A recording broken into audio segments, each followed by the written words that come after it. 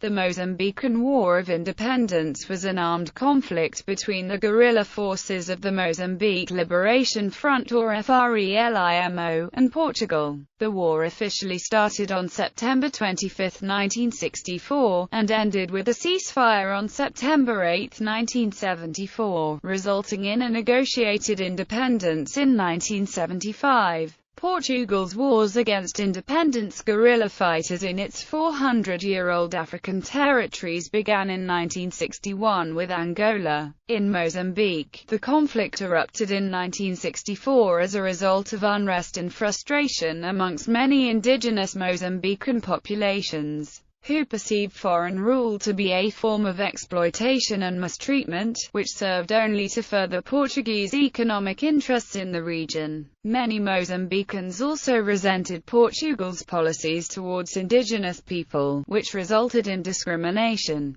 traditional lifestyle turning difficult for many Africans, and limited access to Portuguese-style education and skilled employment. As successful self-determination movements spread throughout Africa after World War II, many Mozambicans became progressively nationalistic in outlook, and increasingly frustrated by the nation's continued subservience to foreign rule. For the other side, many enculturated indigenous Africans who were fully integrated into the Portugal-ruled social organization of Portuguese Mozambique, in particular those from the urban centers, reacted to the independentist claims with a mixture of discomfort and suspicion. The ethnic Portuguese of the territory, which included most of the ruling authorities, responded with increased military presence and fast-paced development projects. A mass exile of Mozambique's political intelligentsia to neighboring countries provided havens from which radical Mozambicans could plan actions and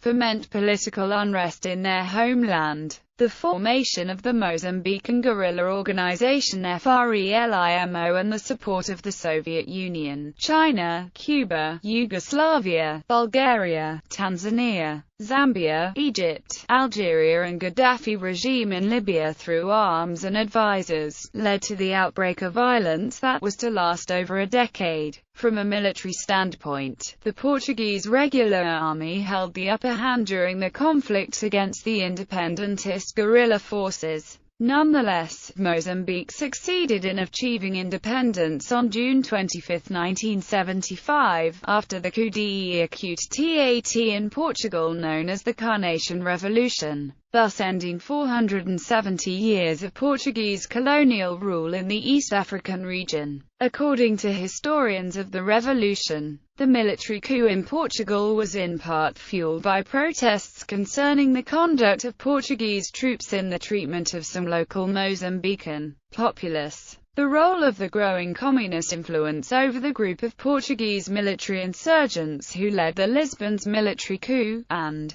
on the other hand, the pressure of the international community over the direction of the Portuguese colonial war in general, were main causes for the final outcome. Background: Portuguese colonial rule. San hunter-and-gatherers, ancestors of the Khoisan peoples, were the first known inhabitants of the region that is now Mozambique, followed in the 1st and 4th centuries by Bantu-speaking peoples who migrated there across the Zambezi River. In 1498, Portuguese explorers landed on the Mozambican coastline. Portugal's influence in East Africa grew throughout the 16th century. She established several colonies known collectively as Portuguese East Africa. Slavery and gold became profitable for the Europeans. Influence was largely exercised through individual settlers and there was no centralized administration and, in the meantime, Portugal had turned her attention to India and Brazil. By the 19th century, European colonialism in Africa had reached its height. Having lost control of the vast territory of Brazil in South America, the Portuguese began to focus on expanding their African outposts. This brought them into direct conflict with the British. Since David Livingstone had returned to the area in 1858 in an attempt to foster trade routes, British interest in Mozambique had risen, alarming the Portuguese government. During the 19th century, much of Eastern Africa was still being brought under British control, and in order to facilitate this,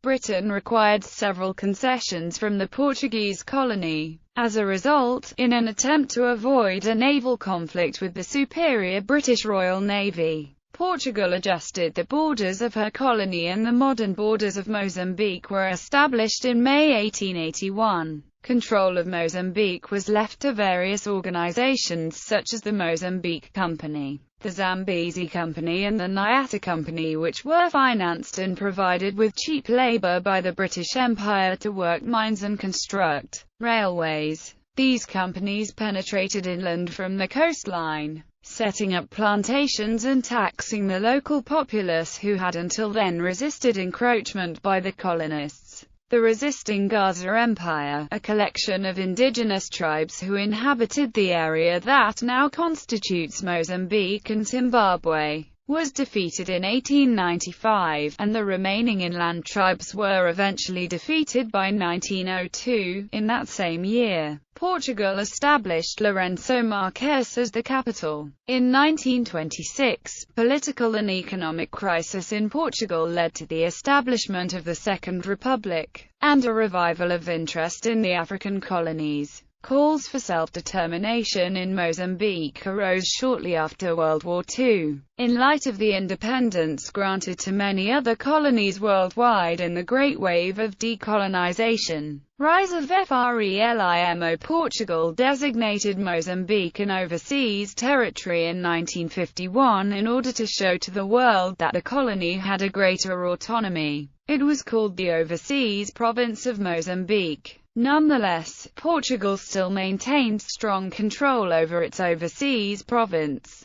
The increasing number of newly independent African nations after World War II, coupled with the ongoing mistreatment of the indigenous population, encouraged the growth of nationalist sentiments within Mozambique. Mozambique was marked by large disparities between the wealthy Portuguese and the majority of the large rural indigenous African population, being largely illiterate and preserving their local traditions and ways of life. Skilled employment opportunities and roles in administration and government were rare for these numerous tribal populations, leaving them few or no opportunities in the urban modern life. Many indigenous peoples saw their culture and tradition being overwhelmed by the alien culture of Portugal. Vocal political dissidents opposed to Portuguese rule and claiming independence were typically forced into exile. The Portuguese government forced the Mozambican farmers to grow rice or cotton for export,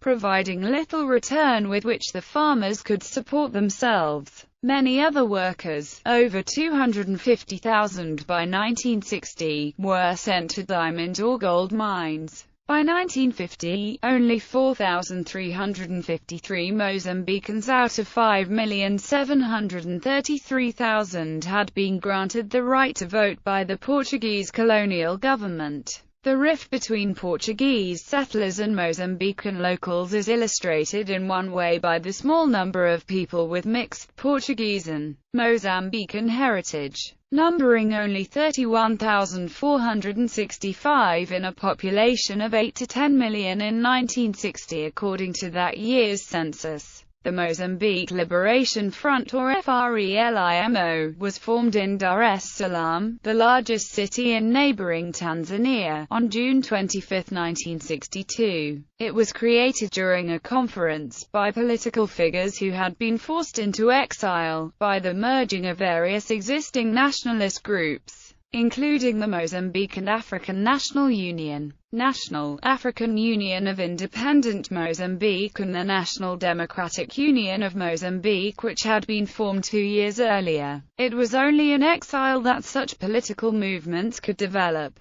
Due to the strength of Portugal's grip on dissident activity within Mozambique itself. A year later, in 1963, FRELIMO set up headquarters in Dar es Salaam, Tanzania, under the leadership of sociologist Eduardo Mondlane, and began to call for independence from Portugal. After 2 years of organization and failing political maneuvers in an attempt to seek a peaceful independence, Mondlane began in 1964 a campaign of guerrilla warfare in an attempt to achieve independence for Mozambique. The United Nations also put pressure on Portugal to move for decolonization. Portugal threatened to withdraw from NATO, which put a stop to this support and pressure, and the nationalist groups in Mozambique were forced to turn to help from the Soviet bloc. Support from the Soviet Union during the Cold War, and particularly in the late 1950s,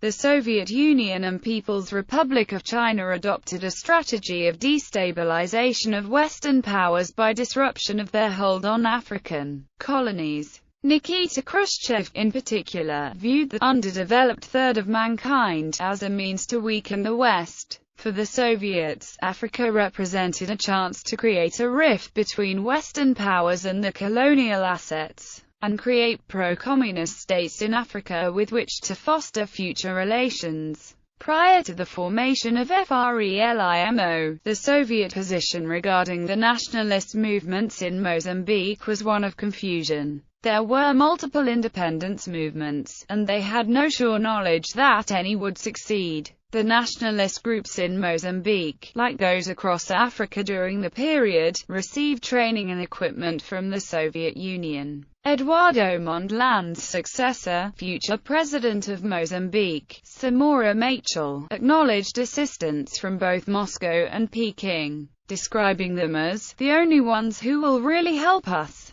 They have fought armed struggles, and whatever they have learned that is relevant to Mozambique we will use. Guerrillas received tuition in subversion and political warfare as well as military aid, specifically shipments of 122mm artillery rockets in 1972, with 1,600 advisors from Russia, Cuba and East Germany. The Soviet Union continued to support the new FRELIMO government against counter-revolution in the years after 1975. By 1981, there were 230 Soviet, close to 200 Cuban military and over 600 civilian Cuban advisors still in the country. Cuba's involvement in Mozambique was as part of a continuing effort to export the anti-imperialist ideology of the Cuban Revolution and forge desperately needed new allies. Cuba provided support to liberation movements and leftist governments in numerous African countries, including Angola, Ethiopia, Guinea-Bissau and Congo-Brazzaville.